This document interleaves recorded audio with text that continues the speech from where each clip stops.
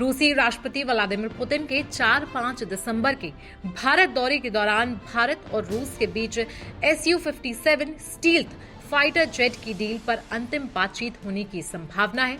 Dubai air show 2025 में रूस ने भारत को पूरी तकनीक ट्रांसफर का भरोसा दिया था, जिसमें जेट के इंजन, सेंसर और स्टील्थ मटेरियल जैसे संवेदनशील तकनीकें शामिल हैं। तो आइए वीडियो में बात इन्हीं के बारे में कर लेते हैं। Su-57 पांचवी पीढ़ी का सुपर स्ट्राइकर। Su-57 जिसे रूस फैलन के नाम से बुलाता है, पांचवी पीढ़ी का स्टील्थ फाइटर है। भारत के लिए इसका एक्सपोर्ट वर्जन Su-57E होगा। शुरुआत में 50 से 60 रेडीमेड जेट्स रूस से आएंगे। इसके बाद HAL नासिक प्लांट में करीब 120 से 140 जेट्स का लोकल निर्माण शुरू करेगा। कीमत प्रति जेट लगभग 670 से 800 करोड़ रुपए होगी, जो अमेरिका के F-35 की तुलना में काफी किफायती है।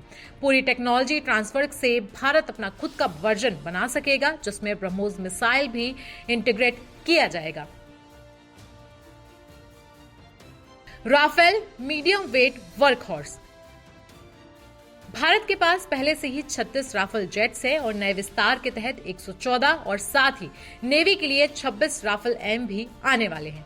राफेल 4.5 जनरेशन का मल्टी रोल फाइटर है, जो 2016 से भारतीय वायुसेना में सक्रिय है। ऑपरेशन सिंदूर में राफेल ने पाकिस्तान के एयरबेस पर ब्रह्मोस स्ट्राइक कर अपनी ताकत का शानदार प्रदर्शन किया था। जोड़ी का जादू Su-57 और राफेल। Su-57 और राफेल की जोड़ी भारतीय वायुसेना को लेयर्ड स्ट्रक्चर देगी। राफेल मीडियम वेट वर्कहॉर्स की भूमिका निभाएगा, जबकि Su-57 long range stealth striker के रूप में दुश्मन पर हमला करेगा। विशेषज्ञों का कहना है कि ये संयोजन चीन के J-20 और J-35 जैसे एडवांस स्टील्थ जेट्स का प्रभावी जवाब देगा। रणनीतिक असर। चीन पर असर की बात की जाए तो चीन के पास 200 से ज्यादा J-20 स्टील्थ जेट है, लेकिन Su-57 की थ्रस्ट वेक्टरिंग और 300 किलोमीटर की मिसाइल रेंज भारत को हवाई श्रेष्ठता दिलाएगी। लद्दाख बॉर्डर और इंडियन ओशन में चीन की हरकतों को रोकना भी इससे काफी ज्यादा आसान होगा।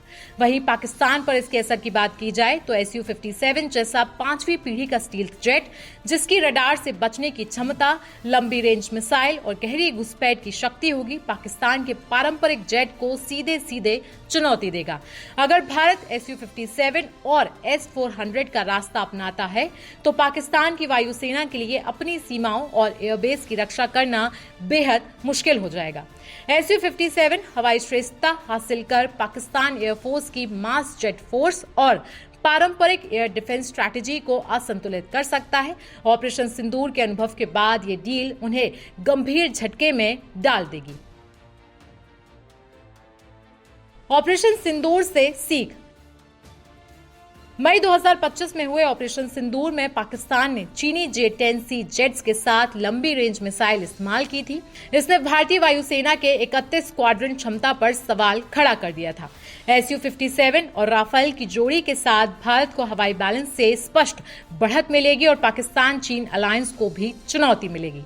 देखा जाए तो पुतिन का ये दौरा केवल औपचारिक नहीं है, बल्कि रक्षा समझौतों का बड़ा मंच बनने वाला है।